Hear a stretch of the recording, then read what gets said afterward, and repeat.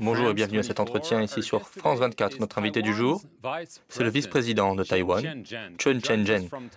Il nous rejoint de Taipei. Merci beaucoup d'être avec nous aujourd'hui, monsieur le vice-président.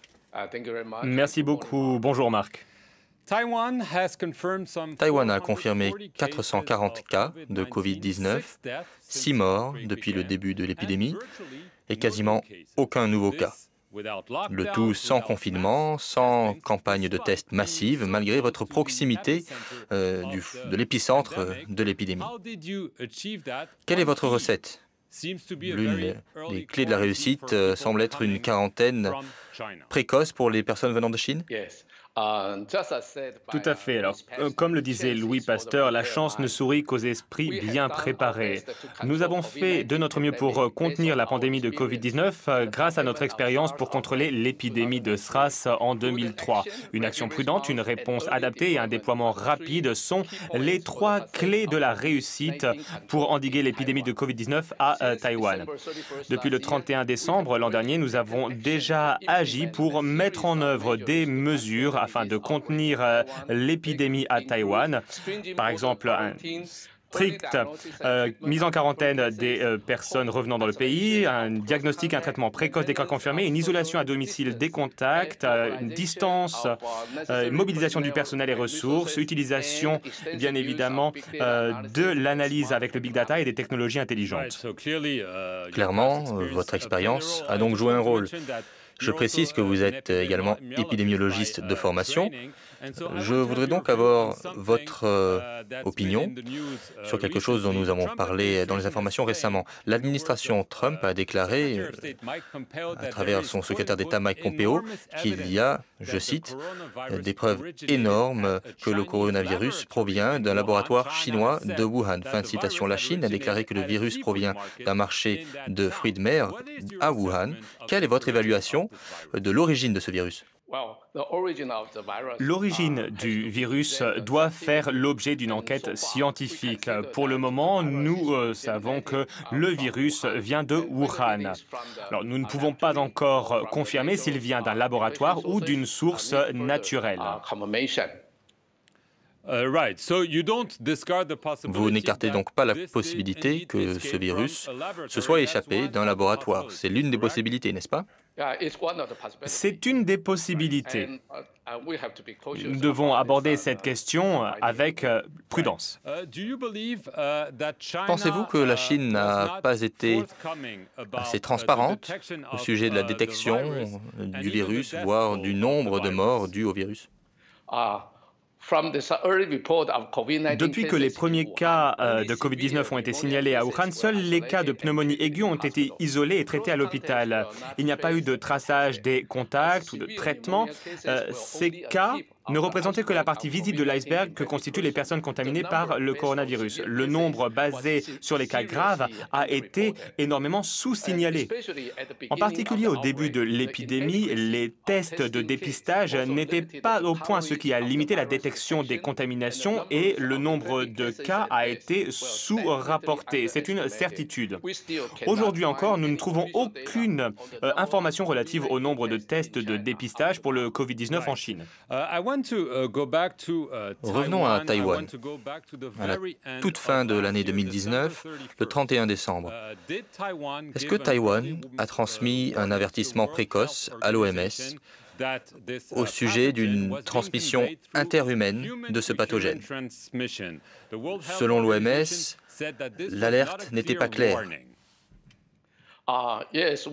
Oui, nous les avons prévenus. Le directeur général adjoint du CDC de Taïwan a appris, grâce à des ressources en ligne, qu'au moins 7 cas de pneumonie atypique avaient été signalés à Wuhan, en Chine, le matin du 31 décembre l'an dernier. Nous considérons que l'émergence de cas similaires au SRAS était un événement inhabituel, soudain et grave, qui requérait une action immédiate, une attention immédiate de la part de l'OMS et du CDC en Chine.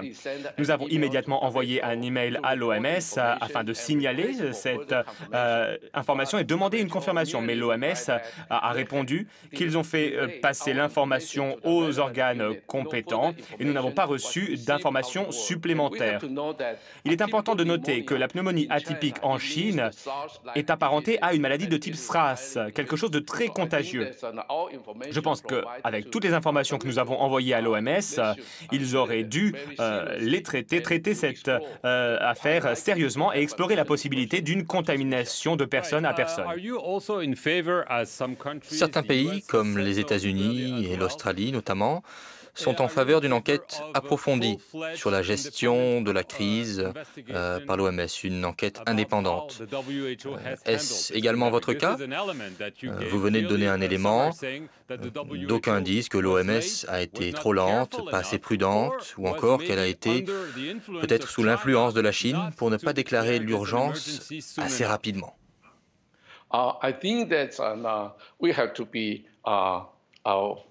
Je pense que nous pouvons raisonnablement dire que l'OMS n'a pas répondu à notre email rapidement.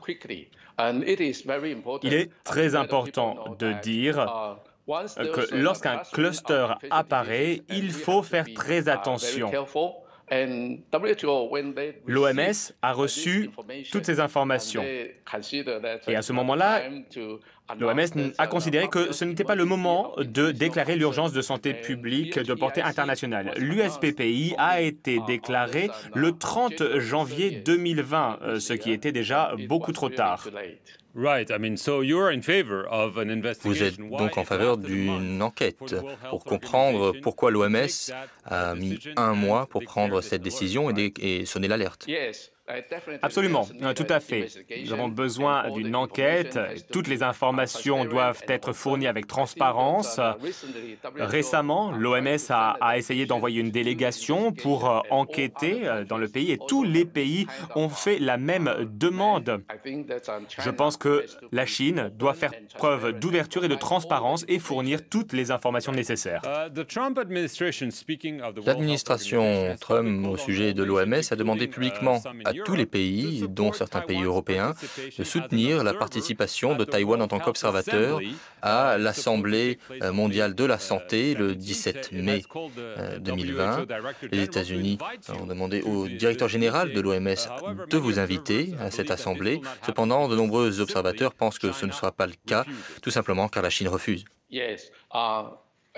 En effet, tout le monde sait très bien que Taïwan a très bien réussi à contenir le COVID-19. Nos connaissances, notre expérience, notre technologie, notre savoir-faire doivent être partagés avec d'autres pays au sein de l'Organisation mondiale de la santé.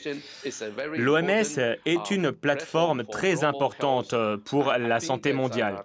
Et je pense que Taïwan devrait être impliqué dans les activités de l'OMS afin de partager toutes nos bonnes pratiques avec les autres pays membres. Nous savons qu'il y aura une deuxième vague de COVID-19 à l'automne et à l'hiver.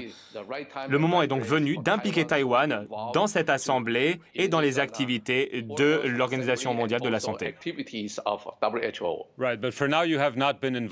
Mais pour le moment, vous n'avez pas été invité à cette assemblée. Pas encore, en effet. Qu'en est-il du directeur général de l'OMS? Il y a eu des va-et-vient entre lui et Taïwan. Il a accusé Taïwan d'attaques racistes envers lui. Quelle est votre réponse? Taïwan est un pays démocratique. Nous avons une démocratie très vive, très présente et nous ne sommes pas capables d'une telle attaque raciste. Notre principale préoccupation, c'est la lenteur avec laquelle l'OMS a réagi à l'épidémie de COVID-19. Si l'OMS avait annoncé l'USPPI aussi tôt que possible, je pense que le COVID-19 aurait été mieux contenu à travers le monde. Plus tôt, vous avez évoqué une deuxième vague de ce virus. Est-ce une véritable préoccupation pour vous? Nous en parlons beaucoup, bien sûr, ici en Europe, aux États-Unis également et ailleurs dans le monde. Considérez-vous qu'il s'agit d'une véritable possibilité ou pensez-vous, comme d'autres, qu'il n'y aura pas de deuxième vague? Bien sûr, je pense qu'il y aura une deuxième vague de COVID-19. Pour l'instant, la population infectée par le virus est trop faible pour atteindre une immunité collective. Développer un vaccin prend du temps. Sur la base des recherches universitaires, je pense qu'un deuxième pic va arriver à l'automne et à l'hiver cette année. Nous devons continuer à surveiller le virus afin de savoir s'il risque de devenir saisonnier. Ce n'est que le développement et l'application de masse d'un vaccin, le diagnostic précoce et les antiviraux qui permettront réellement d'endiguer la pandémie. Très brièvement, Monsieur le Vice-président, craignez-vous que cette crise mène à davantage de tensions entre Taïwan et la Chine ou au contraire, estimez-vous que cette crise pourrait améliorer la relation? Je pense qu'aucun pays n'est capable d'endiguer cette maladie seul. Nous devons travailler ensemble, collaborer les uns avec les autres. Taïwan était seul pendant la pandémie de SRAS à cause de plusieurs interférences politiques. Taïwan, encore aujourd'hui, est écarté de l'OMS, exclu de l'OMS. Cette fois-ci, je pense que nous devons collaborer, nous aider. Et je tiens à vous assurer que Taïwan peut réellement aider et aide tous les pays qui en ont besoin. Tous les pays du monde aujourd'hui doivent travailler de concert et s'aider afin d'endiguer la pandémie de COVID-19. Merci beaucoup, Monsieur le Vice-président. Je ne sais pas si vous avez quelque chose à ajouter avant la fin de cet entretien, mais je voudrais vraiment vous remercier d'avoir été avec nous aujourd'hui. Merci beaucoup.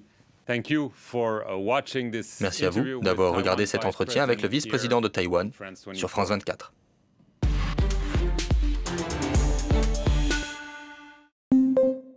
Information coronavirus.